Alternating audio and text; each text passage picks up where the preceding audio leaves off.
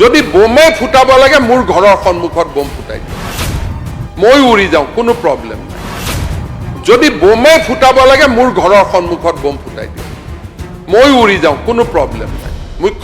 যদি বোমে ফুটাব লাগে মোৰ ঘৰৰ সন্মুখত বোম ফুটাই দিয়ক, মই উৰি যাওঁ, কোনো প্ৰব্লেম নাই। আহিছিল মই আজি হাউচৰ পৰাই পৰেশ বৰুৱা ডাঙৰীয়াক আহ্বান জনাম যে অসমত ৩২ লাখ ১৯ লাখ যি নহওক ১৯ লাখ নিবনুৱা আছে।